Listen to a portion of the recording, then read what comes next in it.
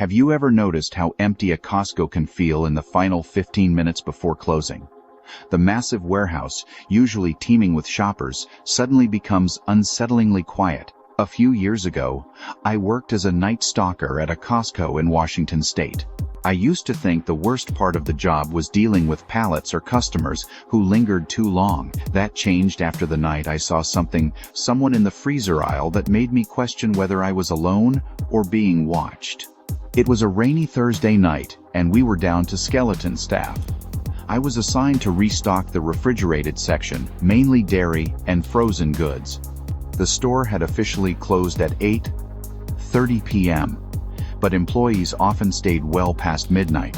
I always wore earbuds under my hoodie to break the silence while I worked.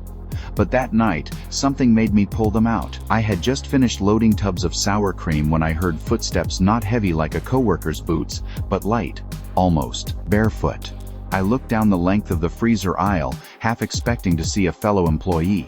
Instead, there was just empty space, stretching toward the rear loading area. I shrugged it off. Maybe it was the building settling. Costco is cavernous and echoey, especially when you're alone. Still, I decided to check the security camera monitor near the back wall to see if anyone was around. What I saw made me freeze. A tall, thin man wearing a white shirt and jeans, standing in the corner of the freezer aisle, unmoving, just watching. I bolted toward the front of the store, past aisles of bulk cereal and stacked TVs. My heart was pounding. There weren't supposed to be customers in the building. I called my manager, Paul, who was working inventory in the pharmacy section. He hadn't seen anyone. We met near the security office and decided to do a full sweep. Paul radioed the janitor and the other two workers on duty. No one had reported seeing a man like the one I described. Together, Paul and I walked the perimeter of the store, checking every aisle. Nothing. We unlocked the employee-only back area and made our way through the stockroom, where rows of shrink-wrapped goods formed eerie, shadow-filled corridors. We finally reached the freezer aisle. It was ice cold. The hum of compressors filled the silence. Nothing was out of place until I noticed a single handprint on the glass door to the frozen meats. Not a smudge, not a grease mark, a clear handprint, as though someone had pressed their palm firmly against it recently. Paul looked concerned but tried to play it cool. Probably a customer who didn't leave when the announcement played, he said. I nodded, pretending to believe him. But we both knew that the store's exit alarm would have triggered if someone left without checking out, and the entrances were locked from the outside once closed. That's when we heard the soft ding of a shopping cart. It was unmistakable, and it was coming from the far end of the building. We rushed over, hearts racing. The sound had come from the automotive section, where seasonal goods were stacked. It was empty, but there, in the middle of the aisle, was a shopping cart. Not just any cart, it was filled with an odd assortment of items: a single gallon of bleach, duct tape, a teddy bear, and a raw pack of ribs. I remember that detail vividly because I asked, "Who the hell shops like that?" Paul didn't answer. He was staring past the cart, toward the dark hallway that led to the employee break room. The door was slightly ajar.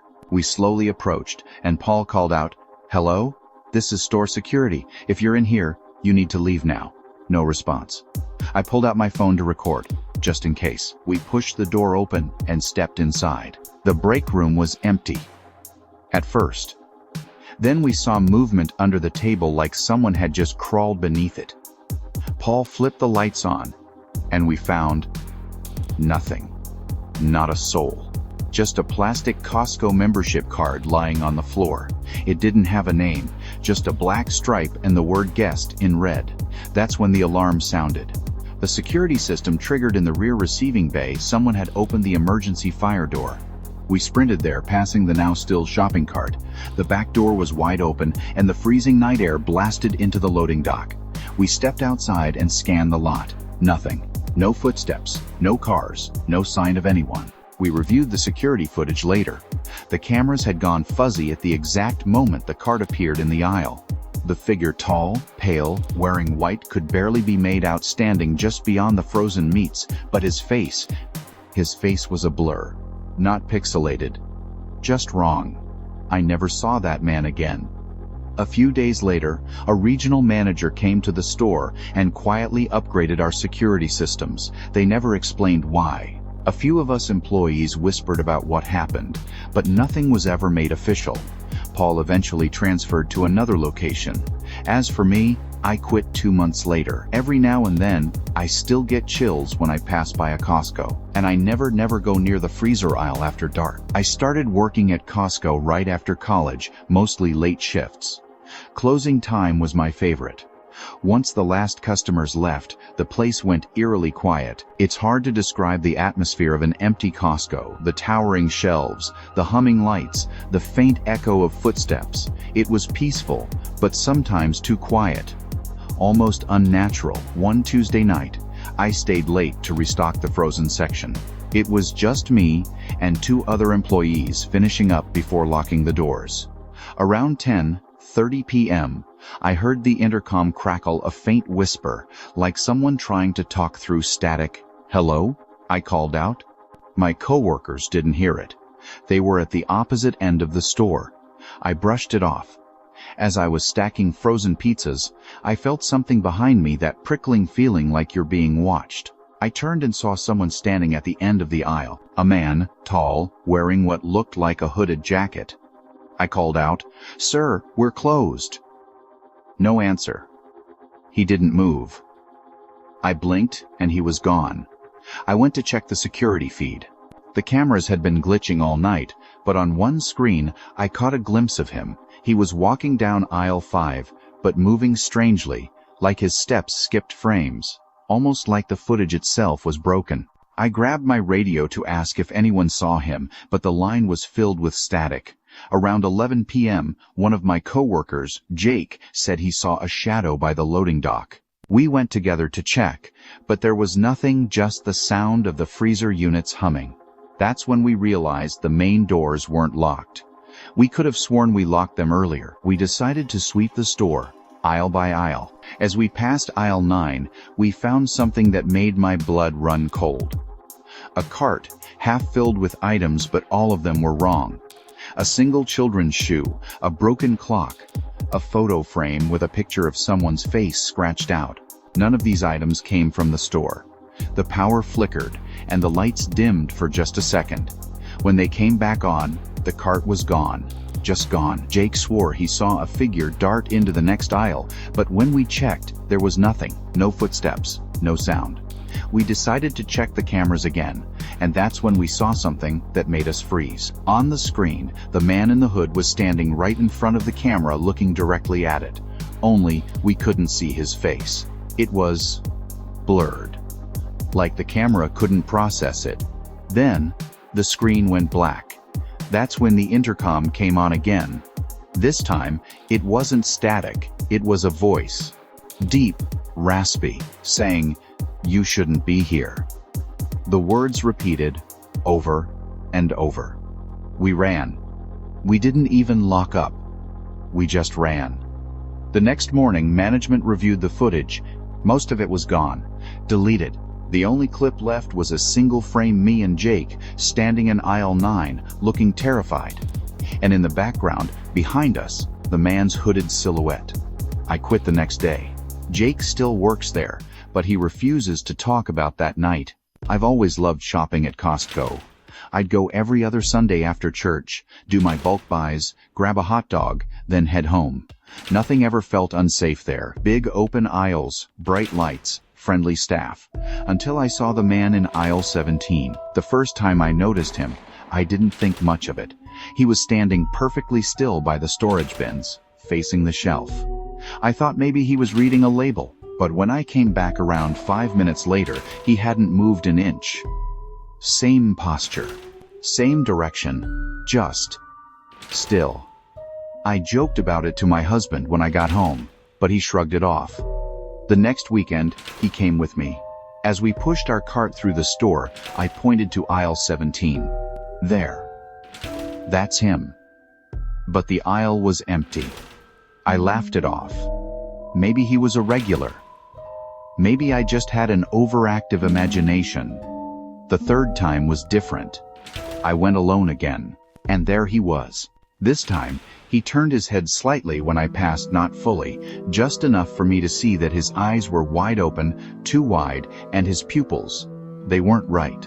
They looked cloudy, like the surface of water right before a storm. I told a store associate.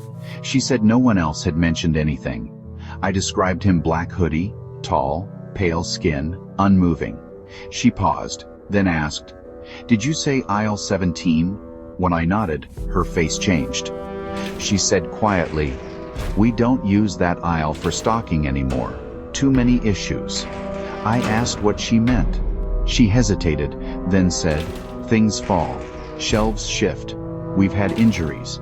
Cameras go out." That's when I realized the lights in aisle 17 always flickered slightly, just enough to be noticeable. She told me not to worry, but she didn't sound convinced. That night, I dreamt about the man. In my dream, I was back in the store. The lights were off. The shelves were empty. And he was standing at the end of the aisle, just staring. No mouth, no nose, just those clouded eyes. I woke up covered in sweat. The next visit, I avoided aisle 17 entirely. But somehow, as I turned a corner, I ended up there. I didn't even realize it until I saw the same man now in the middle of the aisle, facing me. Closer. This time, he took a step forward. I turned and ran to customer service. But when they followed me back, he was gone. The store associate who'd warned me before looked genuinely shaken. "I believe you," she said. "You're not the first to see him, but you're the first he's followed. I stopped going to that Costco, but sometimes I still dream of him. And twice now, I've seen someone who looks just like him, once in the reflection of a window and once across the street from my apartment. I don't know what he is, but I know this: he's not done with me." I work the checkout line at Costco. It's a decent job, good pay, solid hours. The only boring part is scanning thousands of items for hours at a time. But sometimes, weird things happen. And one night last winter, something happened that still messes with my head. It was a Tuesday evening. We were about 30 minutes from closing, so the rush had died down. I was at register 4 when a man walked up without a cart. He held a single item, a plastic container of roasted chicken. That wasn't the weird part. The weird part was his membership card. It was black, completely black, matte, no name, no photo. Just one thing on it, the number 1. I tried to scan it, but the system glitched. Screen went red for a second, then flashed. "Do not process." I looked up and said, "Sir, I think your card isn't working." He didn't answer. He just stared. His eyes were a shade too light, his skin almost translucent. I tried scanning again, same error. Then my screen went dark, completely black. I called for a supervisor. When I looked back, the man was gone. Just gone. I checked the cameras with the floor manager. But here's the thing: the footage showed me scanning items, talking to someone. But there was no one in line. I looked like I was talking to thin air. Later that night, I found the card still in my drawer. I know he didn't hand it to me. It was in his hand the whole time. But somehow, there it was. Black, cold, numbered 1. I handed it to security, and they sent it to corporate. The next day, we got a memo from HQ. Do not engage. If card 1 appears again, report immediately. Do not attempt to scan. No explanation. No context. Just that. Everyone was confused. One older cashier went pale and told me quietly, "That card showed up once before, back in 2009. The cashier who saw it quit the next day, claimed she was being followed." I couldn't stop thinking about it. That night, I dreamt I was back at register 4. Alone. The lights flickered, and the man was standing in front of me, not saying a word. Just watching. The beep of the scanner echoed endlessly. But I wasn't scanning anything. 2 weeks passed, no sightings. I started to think maybe it was just a weird prank. Until I saw a photo in the break room. A group picture of the store's original staff from when it opened in the early 90s. Standing at the edge of the group, nearly out of frame, was the man. Same face, same eyes, same blank stare. And in his hand, a card, black, with a faint 1, just visible. I don't work at that Costco anymore, I transferred. But every so often, I check my drawer just to be sure that card isn't waiting for me again. And every time I scan a new membership, I hesitate for half a second, praying I don't see all zeros.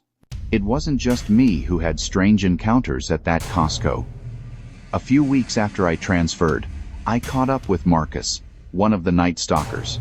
He told me about something that happened to him in the freezer aisle, something that still gives him chills. That night, Marcus was restocking frozen pizzas, headphones in, zoning out to his playlist.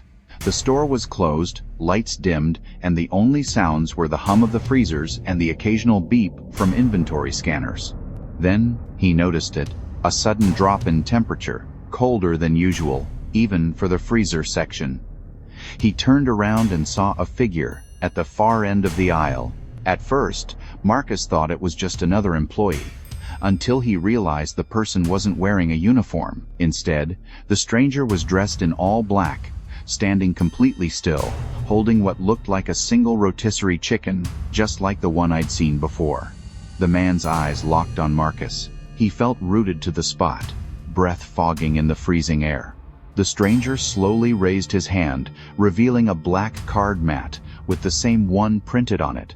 Marcus tried to speak, but his voice caught in his throat. Suddenly, all the freezer doors slammed shut at once, echoing through the empty store. The lights flickered, and when they steadied, the stranger was gone. No footprints, no sign anyone had been there at all. On the shelf where the man had stood, Marcus found a single black feather coated in frost. He reported it to security, but of course, the cameras showed nothing. Just Marcus, standing alone in the aisle, looking terrified.